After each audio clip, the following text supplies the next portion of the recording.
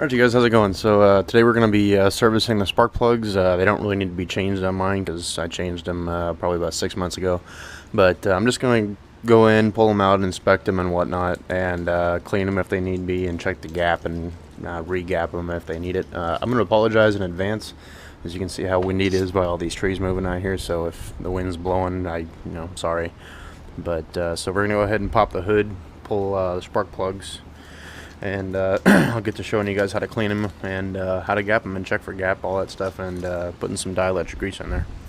Alright, so the first thing to remember, and again, sorry about the wind, but the first thing to remember is you want to know what your cylinder heads are made out of. On this engine, the 2.3, and I'm sure with a lot of new engines, they're all made out of aluminum nowadays, and so you always want to wait until the engine is cold. I went out a few hours ago, but like if you can put your hand on top of the valve cover, then it's cool enough. Because if you're going, there's been a lot of problems, and especially with the Ford 6.2, of people pulling the spark plugs out while the engine's still hot, and actually removing the threading from inside the spark plug hole. So you always want to wait until your engine's cooled down before you pull the spark plugs. So next, you're gonna pull your spark plug boots out, and a spark plug boot puller is really handy here, but I don't have one. So I'm just gonna kind of reach in here and pull them out if I can.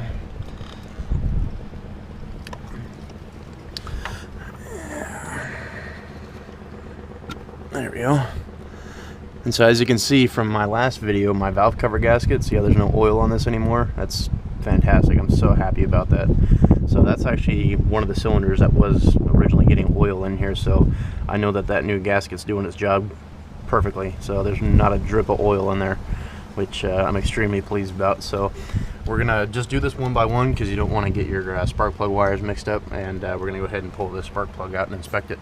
Alright, so this is the setup that I have. This is what I usually like to do, is 3/8 drive ratchet with a 6-inch extension. I'm gonna go over here and block some of the wind here. A 6-inch extension with a 3/8 universal, followed by a spark plug socket, and you can see there's like a rubber grommet in there. I like to use these universals because, as you know, the spark plugs have porcelain in them, which are really easy to crack and break off. So any variation that is inside of my hand whenever I'm turning this ratchet will be, taken up by that universal. So, and it's always a good idea, if you haven't done this in a while, which I've just did this, so I don't really need to worry about it. But if you're doing your routine maintenance, around 100,000 miles for your spark plug change, it's always a good idea to pull the boots, and then spray some compressed air in there to blow anything out. That way it doesn't fall into your combustion chamber. So we're gonna pull that spark plug out really quick here.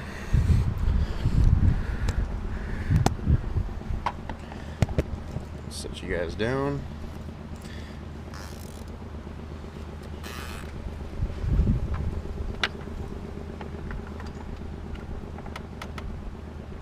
And you'll actually feel this socket kind of seat down on top of that spark plug. And there she goes.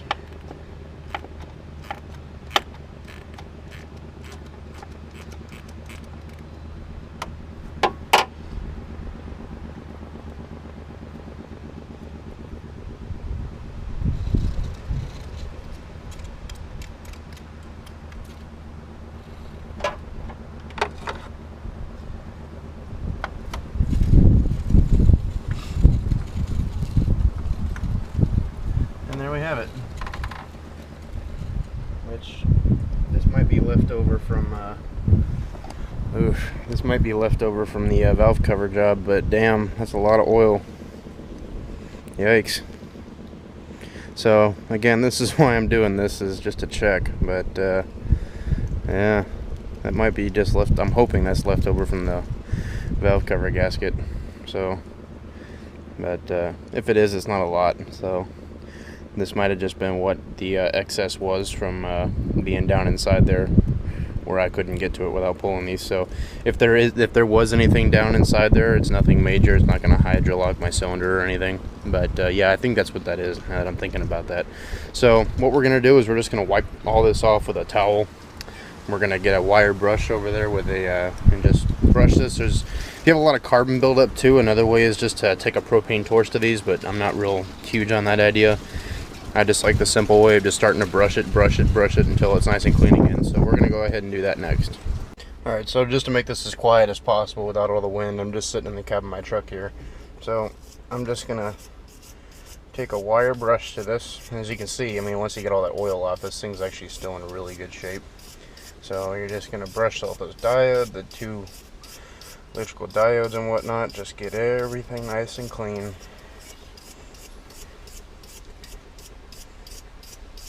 And then we're going to take it back inside and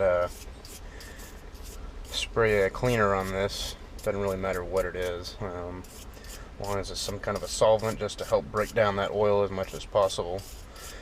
And probably while I'm at it, since there is really nothing else in that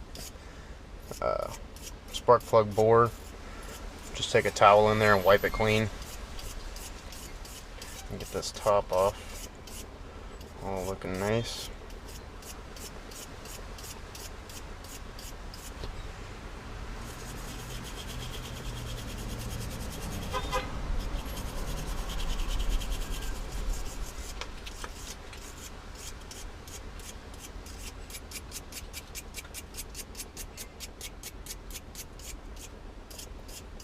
Alright, that's looking good. So now we're going to go back in the garage.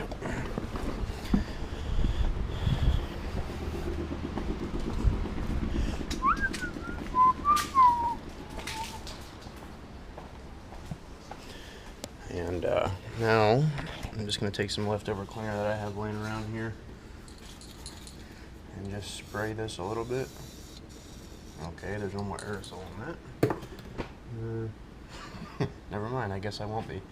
Okay, so, alright, so then just, you know, wipe your rag over it again, and you can still see all that junk that just came off from loosening it up over the plug.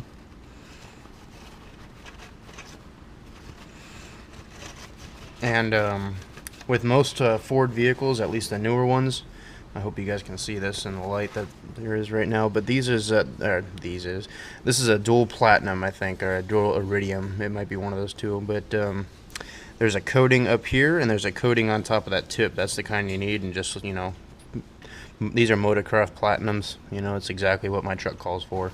So with stuff with my engine, everything else like that, I prefer Motorcraft parts just because it's built to Ford spec.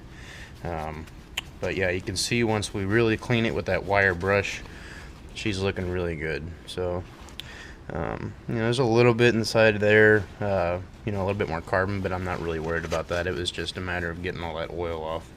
So, but the, you know, the porcelain's looking really good again. All the threads are clean. So, I'm going to go ahead and grab my Haynes manual, and then we'll look at the gap for this, and then we'll check the gap on it next.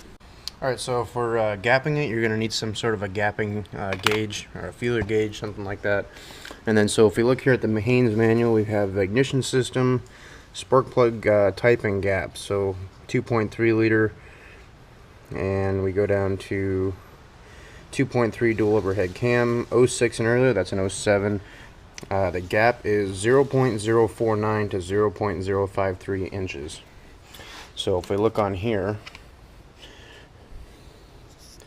you can see from right here it goes to 0.020 and works up in 10 decimal point increases until it gets to 0.100. So we're going to find that happy median, and we're going to check it first in here. And so basically you in order to do this, you just run this spark plug over this gap.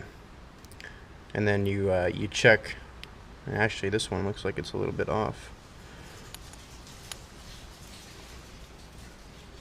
And so basically that's how you want to do it. You just want to run this over, and you want to get it in that range with just a little bit of a grab. And so if it's too much, you can just kind of bend it up a little bit, and if it's you know, if it's too tight, you just bend it up a little bit. If it's too loose, just give it a few light taps against something hard to close that gap. So we're going to go ahead and gap this one now. All right, and so it was a little bit too far. It was a couple of decimal points away from stock of where it needs to be.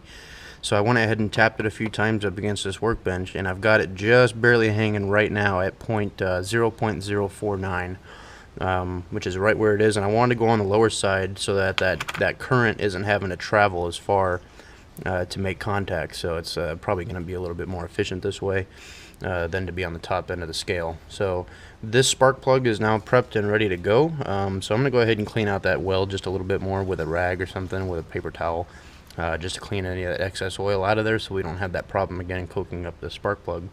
And then yeah, then if you have anti-seize, that's great. You know, just put a little bit on top of these threads. You don't need a lot. I don't have any at the moment. And so we're gonna go ahead and do this, and then I'll go ahead and give you I'll give you the torque specs for you know, all the Rangers, 2 liter or 2.3, 2.5, 3 liter, and 4 liter. For any of you Ranger owners out here like that need to do this, so that way it's not just constricted down to one engine model. But so I'm gonna go ahead and clean out that spark plug well really quick, and then we'll jump back to the actual spark plug service. Alright, so according to Haynes here, you know, I've still got the spark plug here and that well's cleaned out now. According to Haynes here, spark plugs, models 2010 and all the way back to the first one that had spark plugs, is 7 to 15 inch-pounds. Looks like. I mean, they didn't really specify here, but everything else here is inch-pounds. And I'm assuming that because it says right here 2011 2.3 and 4 liter engines are, the 2.3 is 106 inch-pounds, and 4 liter engine is 133 inch-pounds. So I'm going to do a little bit more digging inside of this book and see if there's a different number here, because that seems kind of light for spark plugs to me. But yeah, I'm just going to keep digging through this book and see if I can find anything else on it. Okay, so here's where I was going wrong right here. So it says foot-pounds unless otherwise indicated. So it's actually 7 to 15 foot-pounds. For it says, I'm guessing all models and all engines for the Ford Ranger, 2010 and earlier, 7 to 15 foot-pounds. So not inch-pounds, but foot-pounds, because it's not specified there. So alright, so we'll go ahead and reinstall that guy and then torque her down to probably, I don't know, 14 foot-pounds, be on the tighter side. So we'll do that really quick. Alright, so to reinstall these, you just want to take your spark plug and push it into that grommet, and you'll feel it go in. So now it's, you know, not coming out. And so that entire time I was doing that, I went ahead and put the boot back in just so nothing else gets in there, like, you know, dust or anything, since it is so windy. And you want to carefully lower this in until it stops. And so in order to, you know, not cross thread, and this is something our instructors taught us, is to first spin it backwards like you're loosening it. And I'm waiting for it. You'll feel an indent and you'll hear a click, and that means that it's dropped into the threads.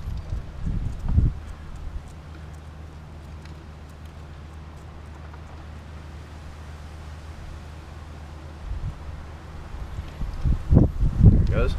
So it just bit. Now I'm just going to hand tighten this in here for now. And it should go down smoothly the entire time. There should be no real rough spots in here. I mean, you know, there might be a couple of dry spots on the threads, but you know, if you're putting a torque wrench on it and it's not wanting to go, pull it out, you know, because you don't want to cross thread. So I'm going to throw a 3-inch extension on here really quick and then go grab my torque wrench and we'll torque her down. Alright, so to set a torque wrench, you know, this is a Pittsburgh one, you can get a Harbor Freight. So basically, you see these numbers here, and you want to wait until it gets to, you know, the 0. So right now, it's at 5 foot-pounds. So you see how that's working? So now we're going to go up. Now it's at 10 pounds because it lines up with that 0 and the 10. So we're going to go to 14. So now it's at 10. That's 11, 12, 13, and 14. And you can see it's just below that 15. And if you go backwards, if you overshot it a little bit, undo it all the way, because you never want to turn it back and then set it, because it may, you know, it's probably going to give you a false reading. And they put this little screw in here to hold it right where you set it. So now, make sure this is all tightened. Okay. So now we're going to go here, and this is the click style. You'll hear it click when it goes.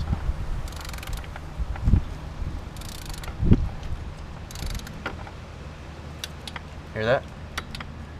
And then just pull up, and we're good. So that spark plug is into spec right now, and then I got some dielectric grease.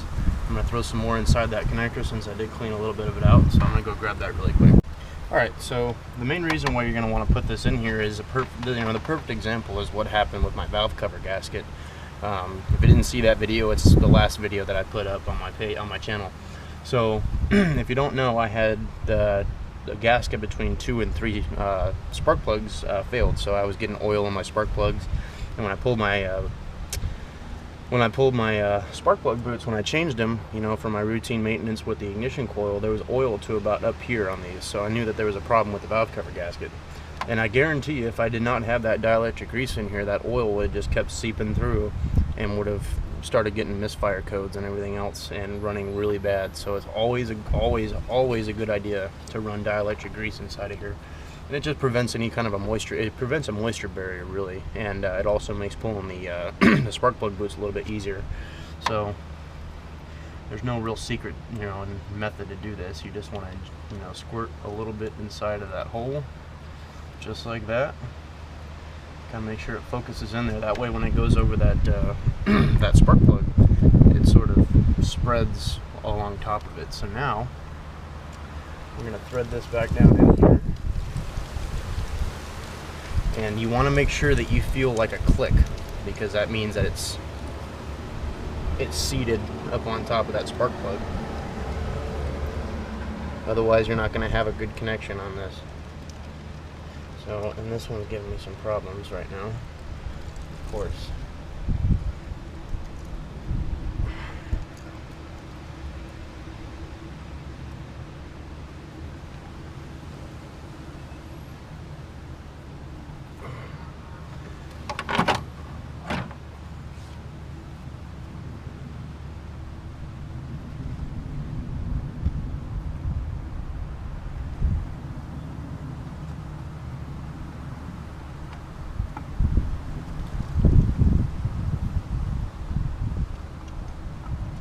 Trying to grab, but it's something that you just kind of have to fiddle with until it fully seats on top of that spark plug.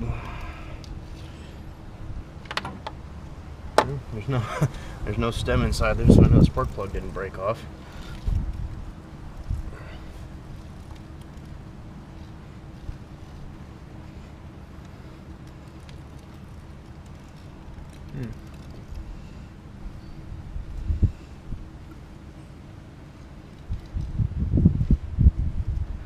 There it goes.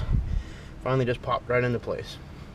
And so I like to just give it a nice little double check, and then I put my finger underneath it to check for clearance, and that thing is fully seated. So that's the process you're going to be doing if you're doing a spark plug service. I'm just going to do one on camera because that, you know, it's the same thing for the rest of the 4 or 6, or the rest of the 3 or 5, depending on which engine you have. So yeah, but so I'm just going to obviously clean out number 3 again, because that was the other one with oil in it, and just do that same exact process for all for the rest of the 3 of them in here, and you know, trying to get as much life out of these spark plugs as I can and stretch my dollar further.